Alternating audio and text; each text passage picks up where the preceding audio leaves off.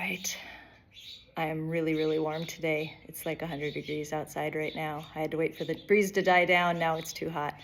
But I did want to do one more thing, which is talk a little bit about something that has been coming up for me. This actually came up.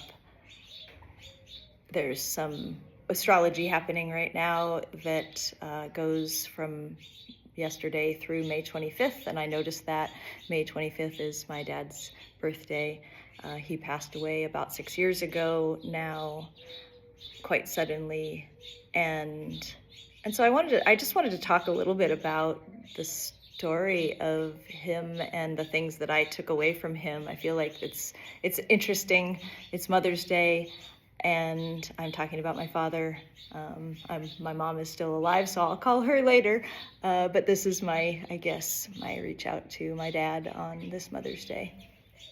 And yeah, so one of the things that I think was really, I recognized a lot of things after he passed away. I knew him in life, but I learned to know him much more deeply after he died. And some of that was through the way that other people saw him, which was things that were talked about by family as he was passing away and by friends and family at his memorial service. He was a really passionate, enthusiastic about the things that he loved person. He played so much racquetball after he retired that he hurt his back. I mean, he loved racquetball, and he just went all in for the things that he did and loved, which was one of the gifts that I took away from knowing him, from loving him. And there's this little story that is just super meaningful to me that really was kind of the main gift that came away from his death. He was a county attorney. He saw a lot of really horrible things, I'm sure, in his life. He was a prosecuting attorney for criminal cases. So, it was a small rural area that we lived in, so probably less horrid than maybe what you would see in a big city, but still, he saw some stuff. And yet he always maintained such a beautiful outlook on life and on other human beings. He was such a kind and caring person. And like I said, he loved what he loved. He loved his grandkids. He loved his racquetball. He loved his U of A basketball and really all sports. And he retired when he was 61. He was at the county attorney's office. The county attorney that he had worked for many, many, many, many years was going to retire. And he was looking around kind of at the lay of the land, how things were going to look after his, good friend, boss, and colleague retired.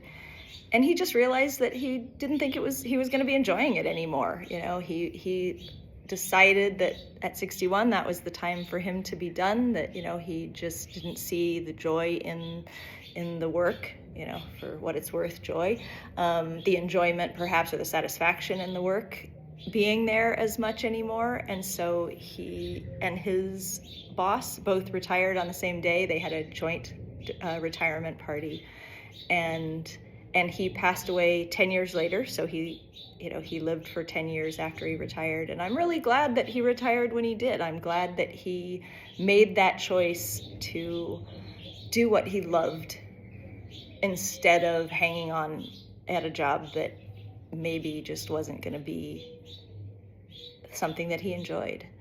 And I just, what I took away from that, I knew the story, obviously. I was in his life. I experienced that happening, but it wasn't until after he passed away that I really recognized how important that was, partly because, he only lived for 10 years after he retired. If he'd done what many people do and worked until, he was late 60s or 70s, he wouldn't have had that time. He wouldn't have had that time to spend with his grandkids. He wouldn't have had that time to coach baseball, which he did. And, he was, one of the stories that people told at his memorial service was just how he would always bring the younger, maybe not so good young people in and, and really take care of them, bring them into the team and welcome them, even if they weren't great at the sport, he welcomed all of them to the team. Because that's just the kind of person he was. He loved baseball. He was, just really an outstanding person. He went and saw all of his other grandkids' baseball games. My kids didn't play baseball. He had another family from later in life that was his adopted, kind of new family, and they're people we love as well. And he got to spend 10 years seeing them grow up, seeing my kids grow up, playing racquetball, doing the things he loved, because he let go of something he didn't love.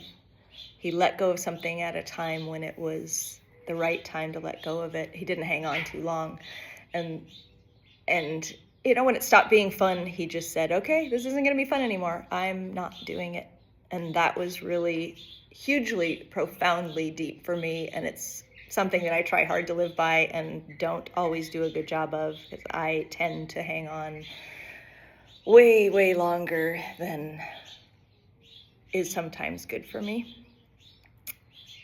And I do aspire to remember that and to live by that. And I've gotten much better. I've learned a lot in the last 6 years and become much more able to recognize when I need to let go.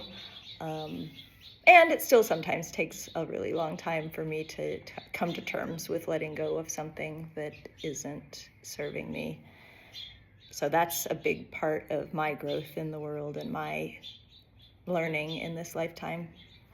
But I just wanted to share that story because it was really present for me over the last few days. And I think it's a valuable lesson to understand, to know